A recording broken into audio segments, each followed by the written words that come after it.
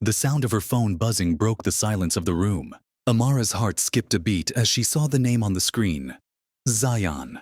Her fingers hovered over the phone. A part of her wanted to reply, but another part reminded her of the chaos his presence had brought into her life. She let out a shaky breath, tears welling up in her eyes. How did I get here? She wondered. Amara was always the girl who stayed within boundaries, careful not to get entangled in the distractions of life. Yet here she was, caught in a web of emotions she never imagined for herself. It had all started with a simple message. Hi, Amara. The sender was Zion, a classmate she had barely spoken to before. At first, she hesitated to respond. Her heart said no, but her nafs whispered, "It's just a friendly message. There's no harm." So, against her better judgment, she replied, "Thank you." She typed back. That one innocent message turned into another. Days turned into weeks, and their conversations became a routine she looked forward to. Zion was charming, funny, and attentive. When he asked, "Can we be friends?" Amara felt a pang of guilt. She knew it was wrong but couldn't resist the attention. Soon, their chats extended into late nights. Their connection grew deeper. One night, Zion asked for a picture. "I can't do that," she replied, her heart racing. But Zion persisted. "Come on, Amara. You know you're going to be my wife someday. What's the harm?" Her nafs whispered again. "He loves you. It's just one picture." Against her better judgment, Amara gave in. She sent him a picture, thinking it would end there. But it didn't. His request grew bolder, and the boundaries she had once held so firmly began to crumble. One afternoon, Zion asked to meet at university. Amara felt conflicted. She had never spoken casually with a guy in person, let alone agreed to meet one. But temptation was strong. "It's just a meeting," she told herself. The next day, they sat on a bench, laughing and talking. She felt happy, but guilt gnawed at her heart. When Zion's hand accidentally brushed against hers while reaching for a book, Amara pulled her hand back, shaken. That night, she cried in Salah. "Why did I enjoy it? What's wrong with me? Ya Allah, guide me."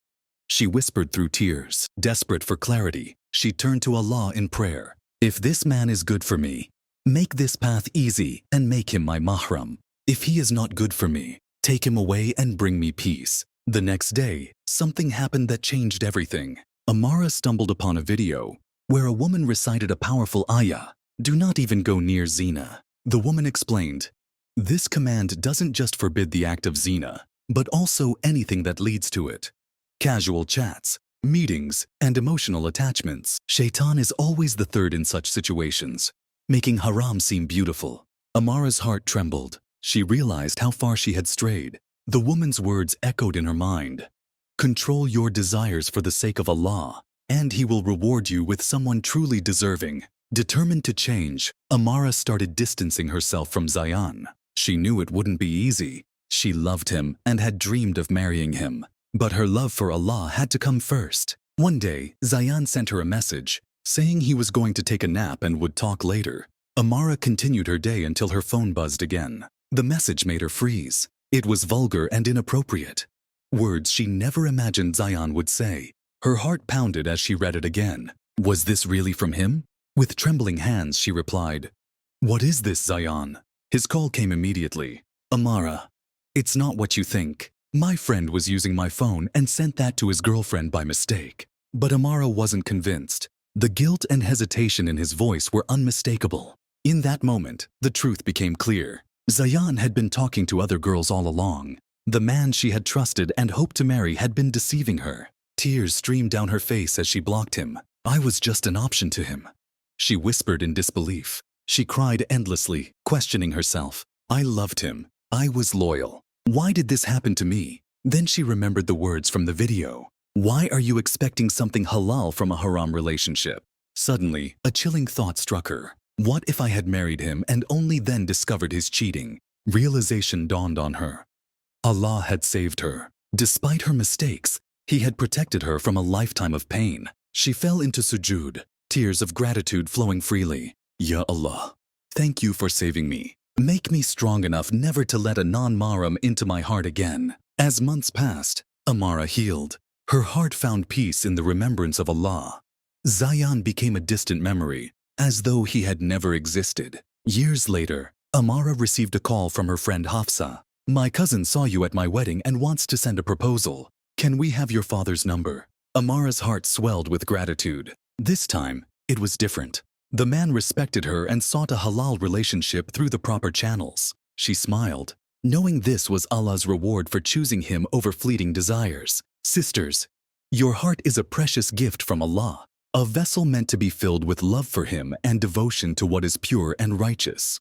In this world, we are constantly surrounded by temptations, fleeting pleasures that promise happiness, but often leave us broken, lost and distant from our Creator. Many times, the whispers of Shaytan and the desires of our nafs tell us that compromising a little won't hurt. It's just a message, just a friendship, just a meeting. But remember, what begins as something seemingly innocent often pulls us deeper into situations we never imagined for ourselves. The boundaries of Islam are not restrictions meant to burden us. They are divine protection, safeguarding your dignity, your peace, and your relationship with Allah. When you choose Allah over fleeting desires, when you guard your modesty and protect your heart, you are making a powerful statement that your worth is far too great to be played with, that your love and devotion are reserved for the one who never betrays or abandons you. Trust that when you sacrifice something for the sake of Allah, He will replace it with something far better, perhaps not immediately, but in His perfect timing. Allah promises in the Quran, "Indeed, those who fear Allah and keep their duty to Him will have a way out, and He will provide for them from sources they never could imagine." Maybe you're holding on to someone you believe is your future, someone you think you cannot live without. But ask yourself, is this person leading you closer to Allah or further away? True love never asks you to compromise your faith. True love honors you, respects you, and seeks you in a way that is pleasing to Allah.